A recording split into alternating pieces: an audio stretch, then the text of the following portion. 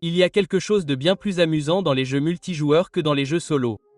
Mais trouver de bons jeux multijoueurs qui fonctionnent vraiment bien sur les téléphones peut être délicat.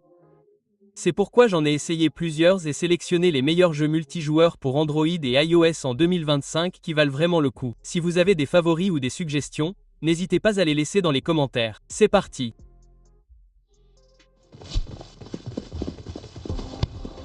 Numéro 10. Unmatched Ego est en gros une copie mobile du jeu PC Rematch. Vous contrôlez un seul joueur de football et chaque coéquipier est contrôlé par un autre vrai joueur. Cela se transforme donc en un match chaotique et imprévisible où tout peut arriver. Je me suis éclaté à y jouer avec des amis. C'est le genre de jeu où même une erreur est hilarante. Le gameplay de base est vraiment amusant, sans aucun doute. Cela dit, le jeu a sérieusement besoin d'un peu d'amour dans le département de développement. Les graphismes sont super basiques. L'interface utilisateur est, pour être honnête, assez moche. Et il a vraiment besoin de plus de modes de jeu et de stades pour que les choses restent originales. Mais je pense toujours qu'il y a un réel potentiel ici. Si les développeurs continuent de l'améliorer, cela pourrait devenir l'un des meilleurs jeux de sport multijoueurs occasionnels sur mobile.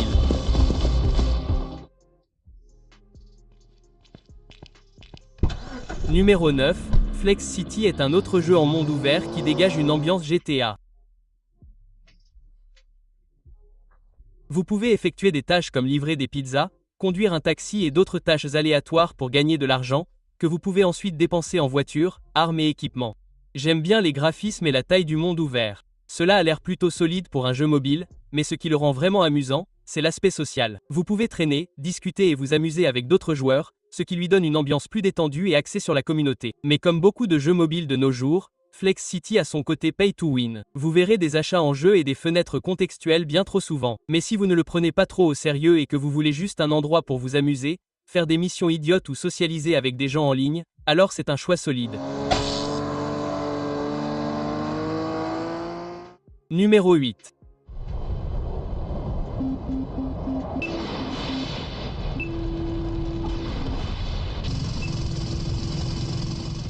Je ne joue généralement pas aux jeux de vol ou d'avion, mais Metal Storm m'a vraiment surpris. Les graphismes sont vraiment impressionnants pour un jeu mobile, et le gameplay n'est pas celui d'un simulateur hardcore. C'est plutôt un jeu d'arcade, rapide et amusant. Il faut quand même un peu de talent pour esquiver les missiles et déjouer les ennemis, mais ça ne paraît jamais trop compliqué ou ennuyeux. Il y a aussi un mode multijoueur correct où l'on peut se lancer dans des combats aériens intenses. Je ne dirais pas que c'est le genre de jeu auquel on joue pendant des semaines, mais si vous cherchez un jeu d'action rapide et amusant avec des avions de chasse et des explosions, Metal Storm est un bon choix pour quelques heures de fun.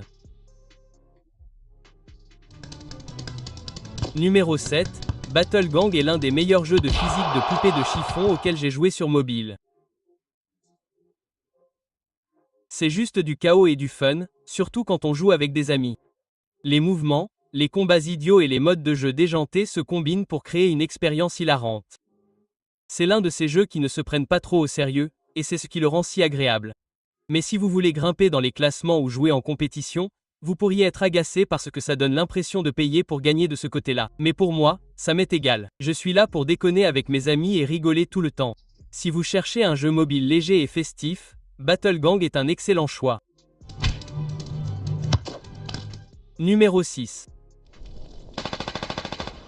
Il reste 3 éliminations. Double élimination, tir à la tête. Special Force Group 3 est probablement ce qui se rapproche le plus de CS. Go sur mobile en ce moment. Il regorge de modes de jeu, zombies, jeux d'armes à feu, match à mort et bien plus encore, donc on ne s'ennuie jamais vraiment. Les graphismes sont également solides, bien meilleurs que ce à quoi je m'attendais pour un jeu de tir mobile. Et le meilleur, c'est qu'il y a un mode hors ligne, donc on peut quand même en profiter sans internet. Cela dit, les mouvements sont un peu maladroits. Quand on marche, on a presque l'impression de flotter un peu. On n'a pas l'impression d'être ancré. Mais à part ça, ça reste un jeu de tir multijoueur vraiment amusant sur mobile. Si vous aimez les FPS tactiques, celui-ci vaut vraiment le détour. Headshot.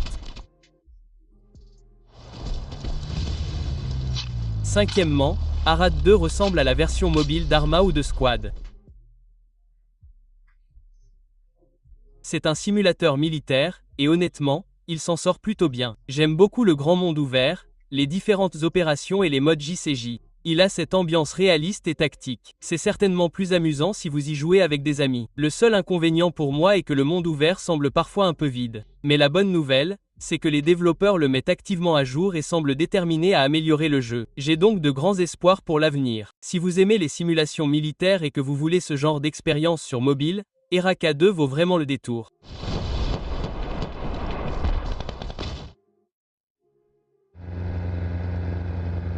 Quatrièmement, Off-Road League Online est enfin disponible sur Android, et c'est l'un des meilleurs jeux multijoueurs sortis cette année. Tout y est parfait. Les graphismes sont solides, le gameplay est super amusant, et même la musique du menu est une ambiance. Vous pouvez vous lancer dans des missions solo ou explorer le monde ouvert avec des amis, et les deux modes sont tout aussi agréables les uns que les autres. Si je devais pinailler sur un point, j'aurais vraiment aimé que le jeu propose un mode hors ligne, au moins pour le mode solo. Mais à part ça, c'est une expérience tout-terrain incroyable sur mobile. Si vous aimez les jeux tout-terrain ou si vous voulez juste un jeu multijoueur solide, celui-ci est à essayer absolument.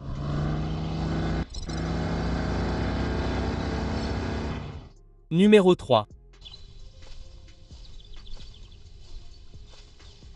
Pour être honnête, je n'aime pas vraiment les jeux de pêche, mais Fishing Planet m'a complètement fait changer d'avis. Normalement, pêcher seul dans les jeux devient vite ennuyeux, mais celui-ci a un aspect multijoueur. Vous pouvez pêcher avec vos amis, et cela fait une énorme différence. Le simple fait de traîner, de discuter et d'essayer d'attraper le meilleur poisson est super relaxant. Ce qui m'a vraiment surpris, c'est le réalisme des mécanismes de pêche. Il ne s'agit pas seulement d'appuyer et d'attendre. Vous devez vraiment travailler pour obtenir la grosse prise. Si vous voulez un jeu multijoueur relaxant mais captivant à apprécier entre amis, Fishing Planet vaut vraiment le coup d'être essayé, même si vous n'êtes pas un fan de pêche comme moi.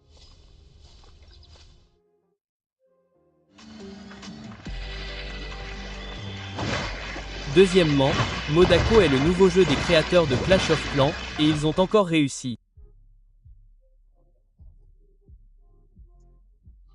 Vous plongez dans un monde ouvert avec d'autres joueurs, combattez des monstres et accomplissez des tâches. C'est rapide, amusant et très satisfaisant. J'aime particulièrement les graphismes et les animations. Tout semble fluide et soigné, exactement ce que l'on attend de Supercell. Le seul inconvénient pour l'instant est que le jeu n'est pas encore disponible dans le monde entier. Seuls quelques pays y ont accès, ce qui est un peu frustrant. Mais si vous avez la chance de l'essayer, Go est une expérience multijoueur solide et à surveiller absolument lorsqu'il sortira.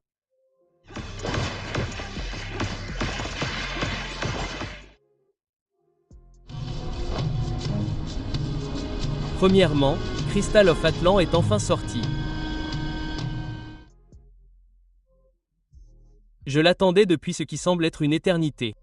C'est un MMO d'action RPG qui propose à la fois des modes JCE et JCJ. Mais laissez-moi vous dire que le point fort absolu pour moi, ce sont les combats. C'est vraiment fluide, incroyablement réactif, et chaque coup atterrit avec une sensation tellement satisfaisante que vous avez envie de vous replonger directement dans l'action.